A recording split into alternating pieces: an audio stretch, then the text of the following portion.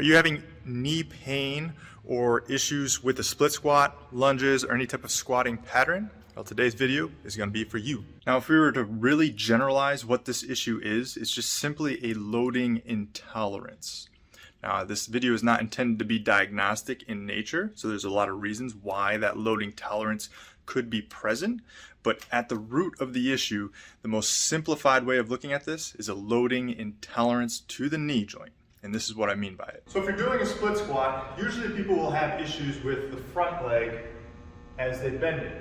This is a loading intolerance to the knee as the shin travels forward over top of the foot with the heel down. Heel down being main component to this. Because there's another subset of people who get pain in the back knee. The front knee feels fine, but as this back knee bends and load is applied down through the ground, this is the knee that creates the issue. And this is different because now the knee is a lot more over top of the toe. The shin is parallel with the floor, or moving towards parallel with the floor, and we're digging our toe into the ground, meaning the heel is lifting up off the ground. So there's two different loading issues that are going on here. Depending on where your issue is at, the result or what you would want to do to solve that problem is going to differ slightly. Now, perhaps the easiest solution to this is getting the technique right. So first and foremost, don't make a bigger problem out of something than what it is. Maybe it's just a technique issue, meaning are you actually shifting and putting pressure in your top leg and weight shifting back? So we talk about this in a completely different separate video as far as reasons for why you might get pain in the front knee with technique. So be sure to check that video out. The main premise of it is the ability to weight shift forward and weight shift back. So this is down at 45, up and back at a 45-degree angle. So again, watch that video if you think there's a technique issue of why you're having front knee pain or back knee pain.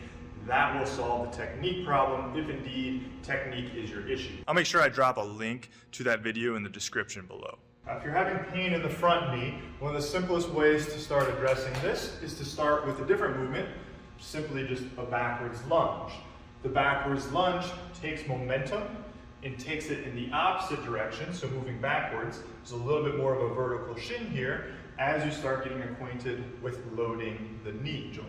So my shin angle is pretty even or parallel with my torso angle, and the momentum is moving backwards, whereas in a split squat, momentum and pressure is moving forward and then up and back. So there's a slight difference between the two. That's why the backwards lunge sometimes can be more comfortable for the front knee. And then as you get comfortable with the backwards lunge, you can start loading it up with heavier weights. If you're not comfortable with just body weight reverse lunges, you could be hanging onto a countertop, a chair, a squat rack, something to give your upper body a little bit of support to help use your hands as a bit of an assist to offload your body weight. Or you can hold on to some TRX straps if that's what's needed to offload your body weight just a little bit more. Now, to be a little bit more aggressive, you would do a lateral tap down. Now I'm just working the leg that's here on the step. The further I reach behind me, the more it's going to be similar to a reverse lunge. The more I reach straight down towards the floor, the more it's going to be similar to a forward lunge. So I'm loading this front knee. Again, my shin angle is in parallel with my torso angle. And I am loading the knee joint. As we talked about before, it's a loading intolerance issue. So I'm loading the knee joint as much as I feel comfortable. So you could offload the knee joint by using some hand assist, again with the TRX strap, offloading the body weight a little bit. Or it could be holding weights in my hands, adding load to build more loading tolerance.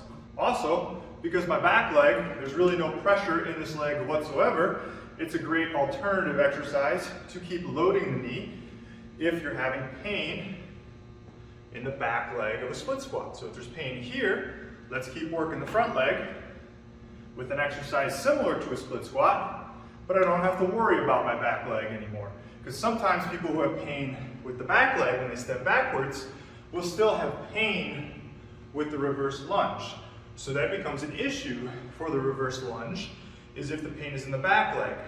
Again, if the pain is in the front leg, a lot of times reverse lunge will work. But if the pain is in the back leg, a lot of times that reverse lunge is still going to be painful. So we can go to the step down, lateral tap down and perform this exercise where we don't have to worry about the back knee whatsoever. Now we don't want to just avoid loading the back knee. We can do exercises that load the knee joint into a knee bending activity through pressure on the ball of the foot. So this is a heel up tap down where you can see my heel is lifting up off the ground. And this will help develop tolerance in that back leg during the split squat. My shin here is more parallel with the ground as I'm putting pressure through the ball of my foot, whereas my shin here is more at a 45 degree through the ball of the foot as I'm performing this tap down. So again, it's a more gentler way of gradually exposing the knee to load to develop more capability. If 6 inches is a problem, we could start on something simple as 2 inches. Build our way up to 6 inches, or maybe even higher to 12 inches. Most of the time though, if we can build up on a 6-inch step with a little bit of load and be comfortable for a number of reps and sets, say 3 sets of 8 to 10 reps, just for a random example, a lot of times then, that back knee suddenly starts becoming more comfortable in the split squat position because we've accumulated tolerance to that deep knee bending position on the ball of the foot. So the goal of all these exercises isn't to be avoiding movements. It's to develop more capability with what your knee is currently capable, comfortable, and confident in doing. Avoidance is never the answer. Sometimes you might have to avoid for a brief period, but continuous avoidance for weeks and months at a time, that's never the answer. Sometimes you might need to avoid for just a little bit of time to let symptoms die down to a reasonable level, but avoidance long term is never the answer. You need to develop more capability. So, if you'd like some help developing more knee capability or capability anywhere else in the body, and you'd like my help with that issue, or just developing a strength and conditioning program for you in general, feel free to reach out to me, Greg at sportsrehabexpert.com. Tell me about your goals, what your issue is, if you have any issues currently, and then we can talk about what working together online would look like. So reach out, Greg at sportsrehabexpert.com. Comment below if you have any questions. We'll be back at it soon with another video.